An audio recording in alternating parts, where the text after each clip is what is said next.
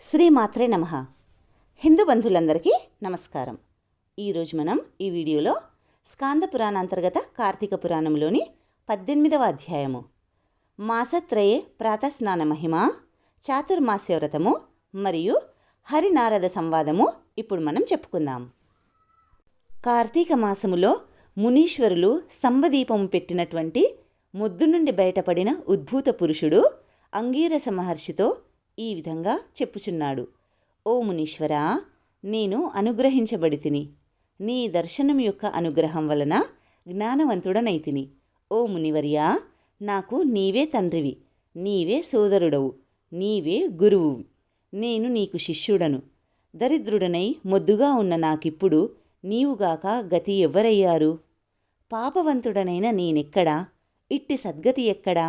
పాపములకు స్థానమైన నేనెక్కడా? పుణ్యమైన కార్తీక మాసమెక్కడా?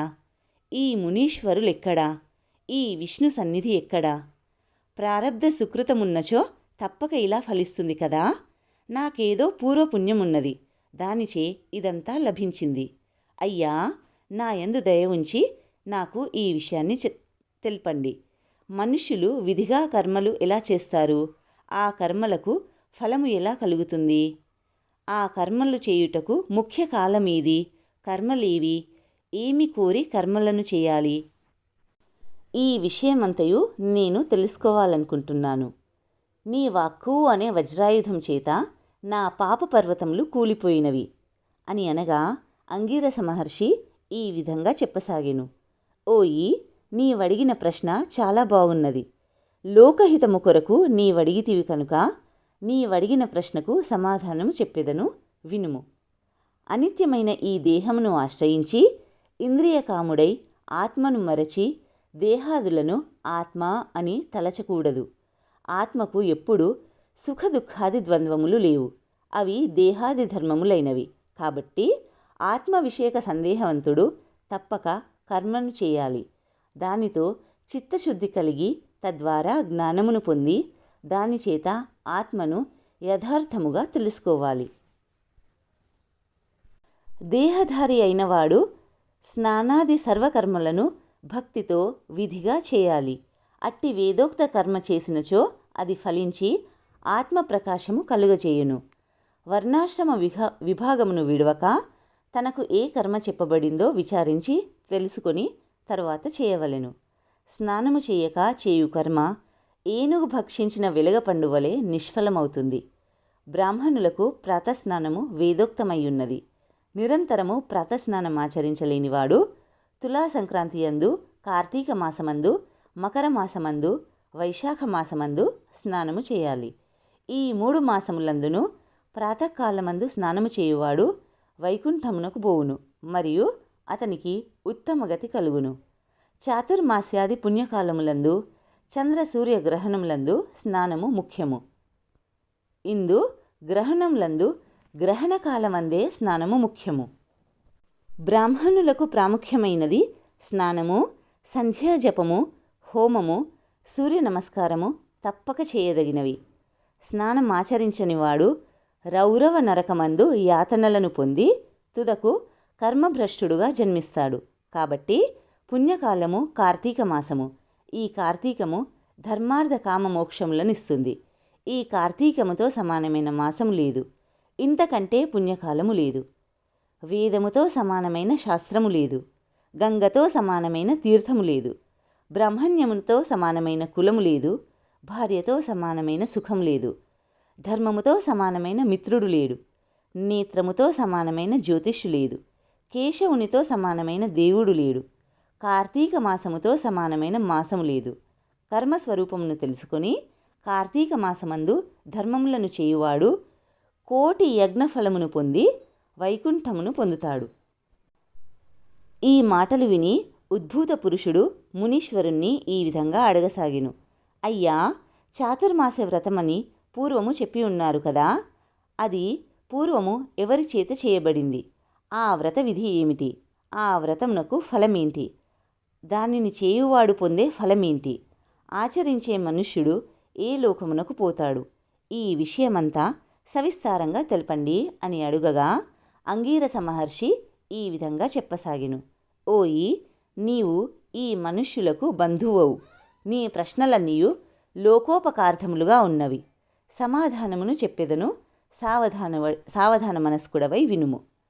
విష్ణుమూర్తి లక్ష్మీదేవితో కూడా ఆషాఢ శుక్ల దశమి రోజున పాలసముద్రమందు నిద్ర అనే వంకతో శయనిస్తాడు.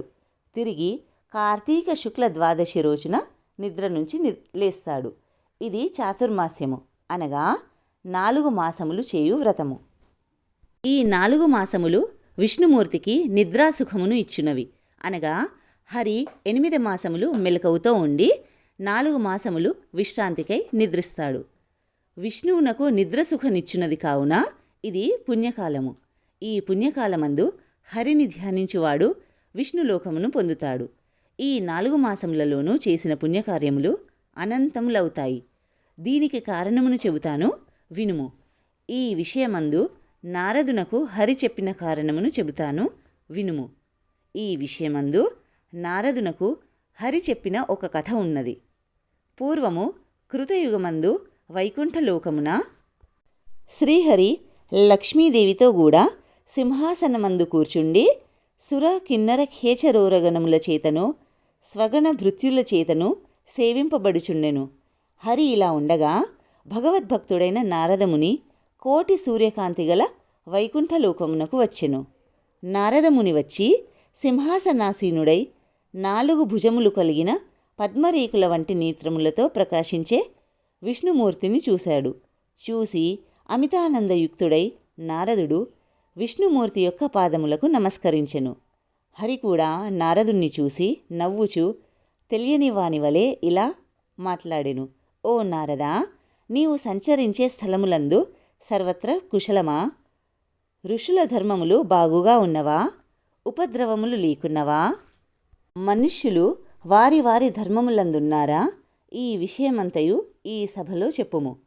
నారదుడు ఆ మాటను విని ఆనందించి నవ్వుతో శ్రీహరితో ఈ విధంగా చెప్పెను. ఓ స్వామి, నేను భూమినంతయు తిరిగి చూచి తిని. వేదత్రయమందు చెప్పబడిన కర్మ మార్గము విడువబడింది. కొందరు మునీశ్వరులు గ్రామ్య సుఖలోలులయ్యారు. తమ తమ కర్మలను యావత్తూ విడిచివేశారు. వారు దేని చేత ముక్తులవుతారో నాకు తెలియడం లేదు. కొందరు తినకూడని వస్తువులను తింటున్నారు. కొందరు వ్రతములను విడిచేశారు. కొందరు ఆచారవంతులుగా ఉన్నారు.